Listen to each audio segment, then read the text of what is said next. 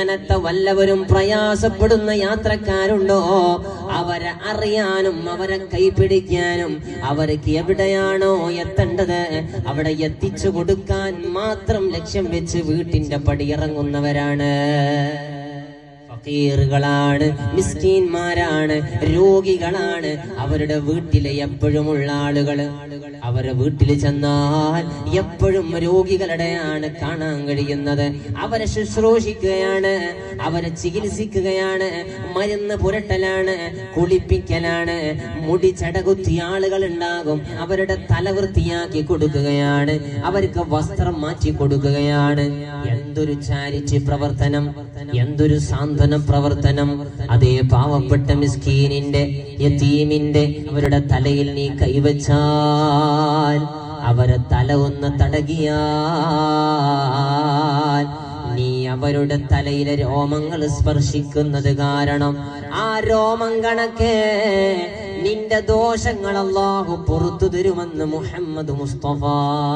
ത്തിന് വേണ്ടി ജീവിച്ചവരാണ്, അവരെ സമയം അവര് ജനങ്ങൾക്ക് വേണ്ടി മാറ്റിവെച്ചവരാണ്. അവരുടെ ഉന്നമനത്തിന് വേണ്ടി, അവരുടെ ഐശ്വര്യത്തിന് വേണ്ടി, അവരെ സമാധാനിപ്പിക്കാൻ വേണ്ടി, അവരെ വിഷമങ്ങൾ തീർക്കാൻ വേണ്ടി ഓടി നടന്നവരാണ്. മഹാനായ സയ്യിദി അഹ്മദ് അൽ കബീർ റിഫാഈ റളിയല്ലാഹു അൻഹു. ഓ എന്റെ മുഅ്മിനീങ്ങളെ, നമുക്ക് റോൾ മോഡലാണ്. സാന്ത്വന പ്രവർത്തനങ്ങളെ കൊണ്ട്, പാവപ്പെട്ടവരെ സഹായിക്കൽ കൊണ്ട്, ദീനിന് ഖിദ്മത്ത് ചെയ്യൽ കൊണ്ട് ജീവിതം മാറ്റിവെച്ചവരാണ്.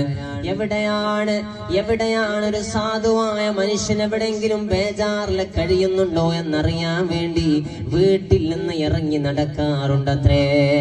കണ്ണ് കാണാത്ത മനുഷ്യനെ കൈപിടിച്ച് എത്തിക്കേണ്ടടുത്ത് എത്തിച്ചു കൊടുത്താൽ അയാളെ ദോഷങ്ങൾ അല്ലാഹു പുറത്തു കൊടുക്കുമെന്ന് മുഹമ്മദ് മുസ്തഫ സ്വല്ലല്ലാഹു അലൈഹി വസല്ലം.